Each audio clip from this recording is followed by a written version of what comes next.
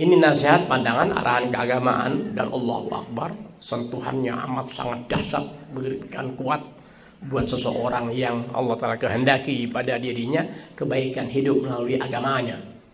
Buat seseorang yang Allah Ta'ala kehendaki, berarti ada yang tidak Allah Ta'ala kehendaki.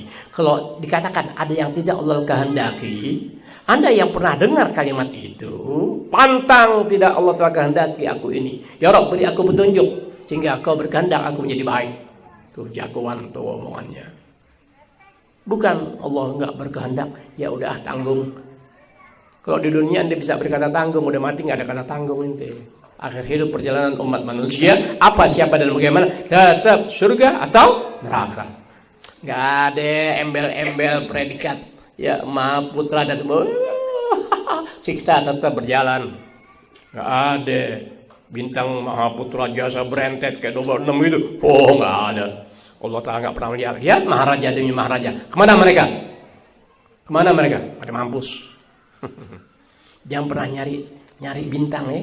Jangan pernah nyari bintang kepahlawanan di negara kalian ya. Carilah bintang kepahlawanan di sisi Allah Ta'ala. Jangan suka nyari kemuliaan di hati manusia. Oh, nggak ada. Jangan berharap dapat sekian lencana ya dari gerbong kereta. Jangan berharap nanti kita itu najis dalam pandangan agama. Bisa ada mati. Jangan pernah berharap nama ente dikenang sama manusia. Nggak ada urusan. Jangan kepengen nama kalian dikenang oleh manusia. Nggak ada urusan. Biar Allah telah kenang ente punya nama. Siapa? Tuh orang-orang soleh. Tuh. Bisa ada mati. Orang soleh abadi namanya. Bukan dikenang lagi. Abadi nama mereka. Kita jangan pernah cari hidup biar orang kenang. Ente punya diri sebagai seorang, oh nggak ada. Buang jauh-jauh tuh kerjaan iblis setan itu ya. Bismillahirrahmanirrahim. Habib Abdullah bin Haddad ngasih tahu. Yang mudah-mudahan aneh ente Allah telah kehendaki sekarang atau akan datang jadi murid enakan deh, jangan jadi guru. Enakan jadi murid ketimbang jadi guru, enakan jadi murid. Paham nggak maksud jadi murid? Arti murid orang yang selalu punya kehendak, orang yang selalu punya semangat untuk mendorong dia maju lebih jauh dari yang dihadapi sekarang. Tuh murid. Jangan mau jadi guru, kok jadi guru ujung-ujungnya bingung sendiri. Lewat depan salah, lewat belakang mentok, lewat samping orang kenalin, lewat atas orang curigain. Mendak-mendak ketahuan sama orang, tuh guru. Tapi kok jadi murid, dia berkehendak hal-hal yang baik. Bisa dimengerti. Jangan pernah kepengen jadi guru. Jadilah kamu murid dalam hal-hal yang baik. Tapi gimana? Aneh sehari-hari kayak alhamdulillah itu orang panggil ustaz. Apakah ustaz itu berarti bukan murid? Hanya orang kurang akal yang ustaz itu pengen terus jadi ustaz. Jadi ustaz adalah orang yang lebih dulu dapat predikat murid. Seharusnya seperti itu. Jadi nggak ada tampilan sombong, haram. Nggak ada gitu-gituan. Paham ya? Wa ta'lam, hendaklah kau ketahui ayuhal murid, hai seorang murid. Habib Abdullah bin Haddad ngasih tahu. Orang soleh kalau ngasih tahu enak banget ngasih tahunya. Cuman kita nggak terima, kebanyakan dari apa? Najis yang kita makan. Kebanyakan makan haram. Ente tuh minta maaf dari Allah ya, tolong kurang-kurangin makan haram. Oh, tolong kurang-kurangin, sayang hidup ente. Saya nggak sayang, jangan kurang-kurangin deh. Ani nggak dulu makan haram. Astagfirullah. Anu uji coba. Woi dasar haram. Dasar pengaruhnya besar, ngeganggu otak, hati, pikiran. Naudzubillah. Ya kurang-kurangin, sayang. Kan kebaikan nggak menunggu. Ini. Kebaikan berjalan dalam keseharian, seiring dengan zaman. Bukti kuat, orang-orang yang menuntun kebaikan pulang ke rahmatullah. Itu menunggu siapa lagi? Oh, nunggu nanti di kampung itu ada. Mustahil. Ketahuilah oleh kamu, wahai murid. Ini tuh aneh, mente mudah-mudahan sampai mati Allah telah tentukan kita jadi murid. Ya Rabb tolongin ya Rabb. Berarti dengan predikat seorang murid, ente selalu mencari apa yang ente inginkan dalam kebaikan. Tuh kata murid hampir begitu ya. Ini ada orang nggak pernah mau mengakui gurunya. Wah, serem amat. Alhamdulillah. Deh. Annalil qalbi ma'asi. Ya, bahwasanya hati itu punya bentuk pelanggaran.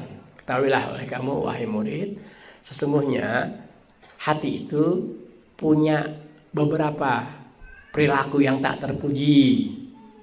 Itu maksiat tuh perilaku yang tak terpuji. Hal-hal yang namanya pelanggaran terhadap ketentuan hukum syariat agama namanya maksiat. Maksiat bagaimanapun tetap hukumnya nggak terpuji. Nah, hati itu punya hal-hal yang sifatnya pelanggaran kepada Allah Ta'ala. Paham ya? Bahwasanya hati manusia itu ya memiliki beberapa bentuk pelanggaran, bahasa agamanya maksiat gitu. Hiya abhas. Maksiat yang ada pada hati setiap hamba abhas, lebih buruk. Lebih jelek, lebih buruk, sama itu abhas, lebih keji. Wa akbah, lebih buruk. Wa akhbath, lebih jahat.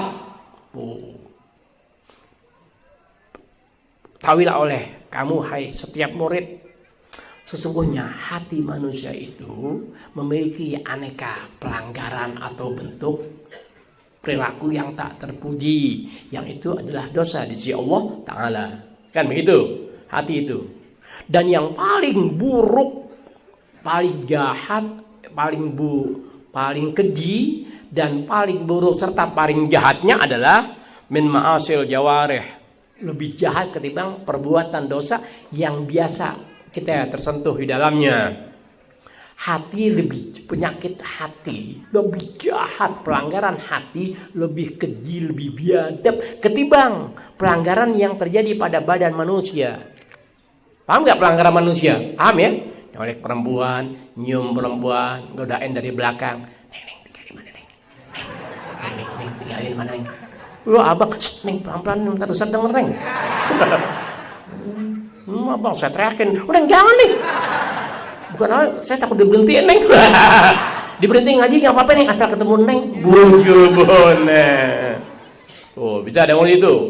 Hati dalam bentuk pelanggaran lebih jahat ketimbang ma'asiyai al-jawarih, anggota badan.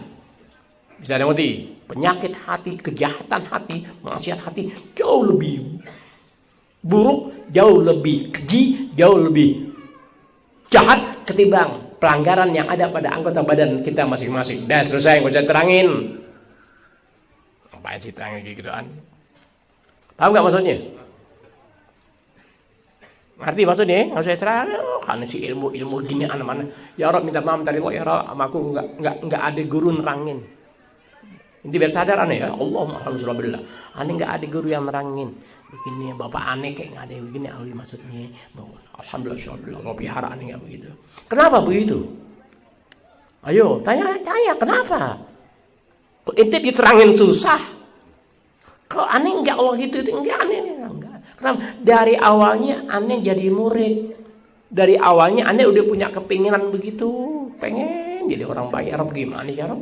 Kepengen aja nggak bisa tanpa ilmu. Ilmu aja nggak jadi orang baik tanpa pengamalan. Melaksanakan ilmu nggak jadi baik tanpa kesinambungan terus-menerus dalam perbuatan. Berharap kepada Allah Ta'ala sesuatu yang kau laksanakan ikhlas kembali kebaikan yang kau lakukan kepada dirimu sendiri yang berbuat.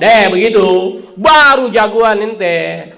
Bukan punya keinginan hanya sebatas yang kau inginkan lalu berharap baik. Pantangan orang pengen baik sampai mati, bukan sampai 10 tahun. Ini paham kan ente? Tadi ragok 2 kali nih. Jadi kembali persoalan. Alhamdulillah bin hadal dan warahmah amin. Kembali doa memberitahukan, ketahuilah kamu hai murid, sesungguhnya hati itu memiliki aneka macam bentuk pelanggaran atau maksiat, lebih jahat, lebih buruk, lebih jelek ketimbang kesalahan atau dosa atau maksiat yang terjadi pada anggota tubuh badan kita. Mau mata kayak mau mulut, mau kuping, mau kaki, mau tangan, apaan kayak yang namanya anggota tubuh manusia. Kejahatan yang ada pada hati jauh lebih keji dari sekedar perbuatan pelanggaran dengan tangan, kaki, mata, kuping, mulut dan sejenisnya yang namanya anggota tubuh manusia. Begitu. Ketika itu ada pada diri seseorang, belum jelasin tuh apaan tuh penyakit hati, belum jelasin. Ketika itu ada pada diri seseorang, wala yasuhul galbu, hati nggak bisa menerima, nggak bisa jadi baiknya, diapain kek, lu ngaji siapa kek, ngerti ya, lu berguru spiritual anjing-anjing tetap jadi anjing juga. Dia mau berguru mah Habib, mau guru mah anjing, mau ziarah ke Wali Songo, mau ziarah ke sebawah Wali Songo, tetap anjing kembali ke anjing lagi. Dah aja begitu. Kalau ketika penyakit hati itu mulai timbul, yang lebih kejam, lebih keji, lebih dahsyat, lebih hendak naudzubillah ketimbang maksiat yang ada pada badan kita yang dalam keseharian, maka gara-gara semacam itu, walayasul galbu, hati manusia nggak jadi baiknya. Baru ziarah ke Wali Songo, ziarah ke Mekah, cium Hajar Aswad, ziarah ke Rasulullah, ya 13 rakaat tetap anjing juga, binatang juga. Tuh, hati lihat ketika memiliki sifat-sifat kejahatan, tuh tidak bisa menerima apa? Linuzuli ma'rifatillah wa mahabbatihi ta'ala. Enggak bisa menampung, enggak bisa menerima, enggak bisa bersentuhan dengan sifat makrifat Allah Ta'ala kepada orang itu dan sifat kasih sayang Allah Ta'ala dan kecintaan Allah Ta'ala kepada orang yang hatinya jahat. Enggak ada. Wow, seram amat. Pahamin ya. Ketika hati sudah tersentuh dengan kejahatan, mana jahatnya hati, dia lebih keji, lebih kejam, lebih biadab ketimbang kejahatan sekedar anggota tubuh manusia. Maka ketika hati yang berperan dalam kejahatan, belum diterangin sama Allah apa itu yang paling jahat, paling keji, paling kejam pada pelanggaran bagian hati, belum dikasih tahu. Bentuk hati yang demikian nggak bisa mengenal ya sifat-sifat Allah Ta'ala, nggak bisa tersentuh oleh hal urusan yang kasih sayang Allah Ta'ala pada dirinya, nggak bisa dibentuk untuk orang itu dapat kecintaan Allah Ta'ala dengan keluasan ilmu manusia, nggak bisa. Gitu. Ketika hati sudah berhasab, baru dikasih tahu. Illa kecuali jadi baiknya tuh hati. Nah, bisa ada ngerti? Bisa menerima hal-hal yang sifatnya sifat Allah Ta'ala, pengenalan diri hamba kepada Allah Ta'ala, dapati hati kecintaan dari Allah Ta'ala, kecuali dapat semua tadi ba'da takhalli anha wa takhallus minha, setelah ada upaya seseorang mengurangi sampai mengosongkan atau menghilangkan apa yang ada pada kejahatan pada bagian hatinya. Apa itu? Wahia minha, diantaranya famin afhashiha al-kibru wariya wal hasad. Di antara kejahatan hati yang menjadikan orang nggak bisa lagi menerima rahmat Allah Ta'ala, kecintaan Allah Ta'ala, sifat kenangan orang itu kepada Allah Ta'ala, di antara yang paling biadab, paling jahat, paling kejam apa? Al-kibru, sifat sombong hati seseorang. Wah, sombong apa? Aneh nggak ngerti itu sombong, aneh nggak ngerti. Tapi karena Anda baca kitab, sombong adalah memandang orang lain, ya, kecil, rendah, merasa dirinya besar. Bisa ada mati? Merasa dirinya seakan ulama besar. Bukit trompet ulama besar. Guru besar, bukit tabunan. Bisa ada mati? Tuh, yang paling jahat yang menjadikan hati orang nggak ada baiknya, nggak bisa menerima sifat Allah Ta'ala, nggak bisa menerima pengenalan diri seseorang kepada Allah Ta'ala, nggak bisa menerima sifat kecintaan Allah Ta'ala pada dirinya. Tuh, penyakit hati. Di antara penyakit hati yang paling dahsyat, di antaranya, berarti masih banyak deh. Di antaranya al-kibru, sifat sombong, merasa diri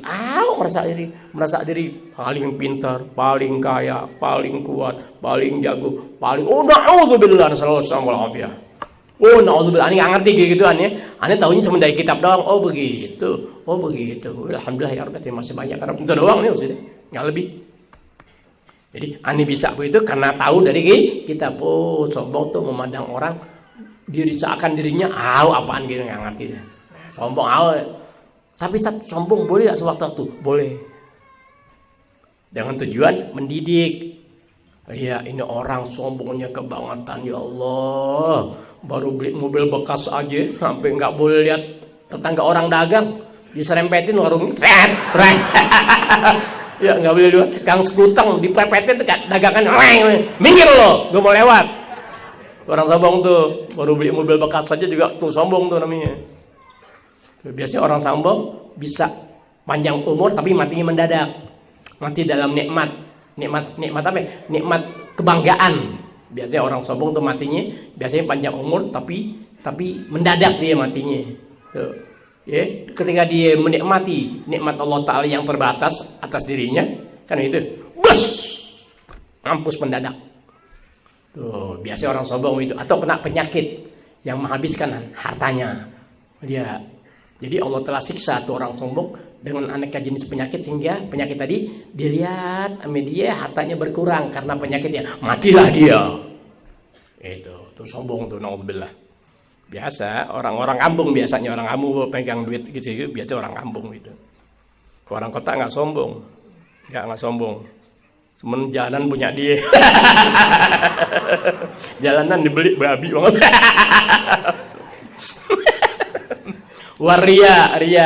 Ria itu apa ya? Mengerjakan sesuatu ya, biar dipandang sama orang. Ngerjain sesuatu biar dipandang sama orang. Bisa ngerti? Seperti apa ya? Apa ya, contohnya apa ya? Oh, contohnya nanggok deh yang enak nih. Kan enak, contoh biasa. Iya, biasa ngasih 3.000 tumben nih. Ya, ngojek dapat duit di jalanan nih 500.000. Keluarin 50.000 depan temennya, nggak dilebit gitu deh. Lagi naruhnya orang nanggok nanti gitu nih. Temennya belum lihat tuh nih, lu lihat tuh nih. Lu lihat nih, iya lu tahu. Tuh ya, lihat gara-gara biasa naruh 3.000 nemu duit naruh 50.000, dia nggak mau diem tuh. So kok dia diam-diam orang nggak tahu dia naruh duit 50.000 dia digituin aja naruh. Dia kata yang nangkok cepetan, ntar lu lihat setan ya. Lu lihat nih gue nih. Temennya iya gue lihat, gue tahu bukan duit lu. Wah terus gue alah temen gue bilang lu boleh nemu. Babi tuh anak bilang boleh.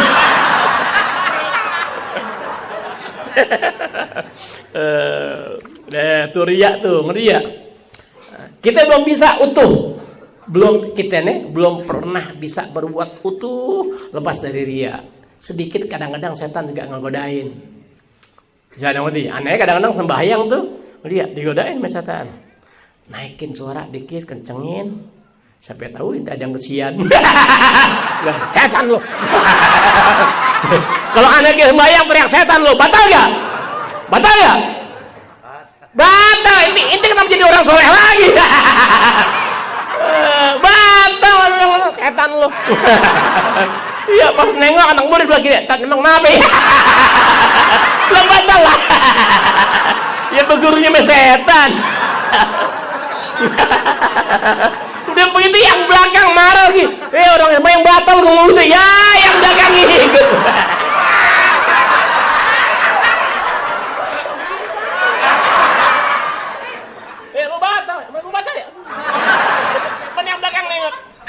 Emang ada apaan sih?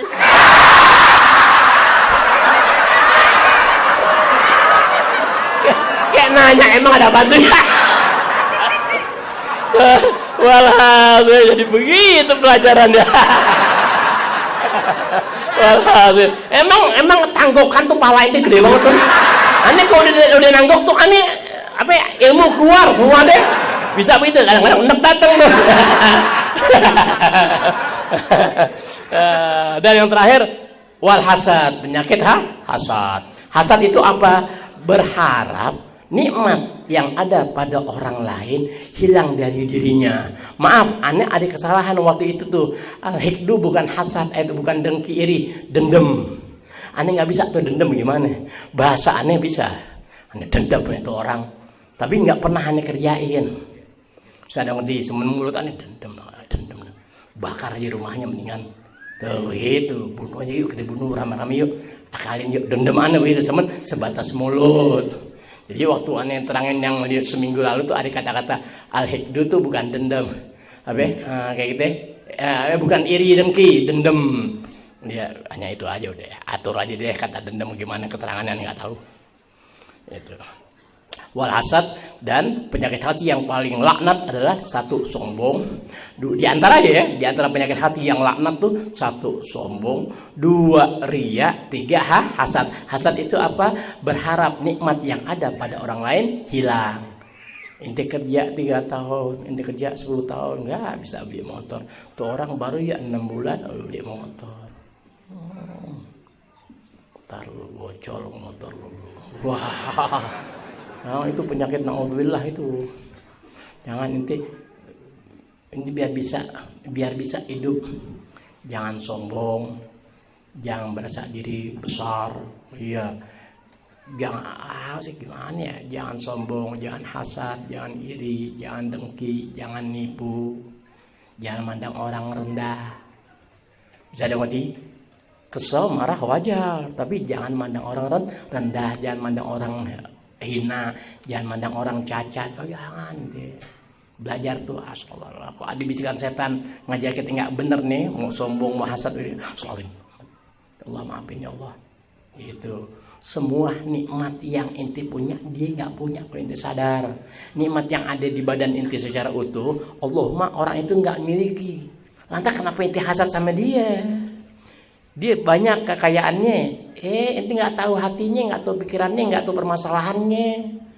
Ya dia lagi pusing. Oh iya, boleh minjam duit mau disita rumahnya, bang. Ente lihat, oh, ya bisa nemuin ente. Tahu nggak? Aneh kalau urusan pribadi, aneh masih bisa aneh maafin deh. Tapi ketika agama aneh, dakwah aneh dikotak-katik, wow, aneh bukan dendam lagi, bukan. Ada waktunya untuk membunuh, ada waktunya untuk ribut. Bisa dimengerti? Aneh jiwa aneh begitu. Urusan pribadi, aneh lu mau ngatain gue tukang nyabu, tukang nyolong, tukang tipu, aneh nggak gimana-gimana, biarin aja. Tapi kalau sudah bicara nasihat agama, pandangan agama, keselamatan masyarakat melalui agama yang aneh bawa pelan-pelan, mau nakal, mau nyabu urusan masing-masing, kau tetap saudara aku harus berdoa kepada mereka, aku harus selamatkan caraku. Bagaimana mereka biar selamat dari hidupnya sampai wafatnya, diganggu urusan itu, aneh mau cara aneh deh. Iya, paham maksudnya? Nah, kalau urusan agama aneh nggak terima, tapi urusan pribadi terserah anda deh.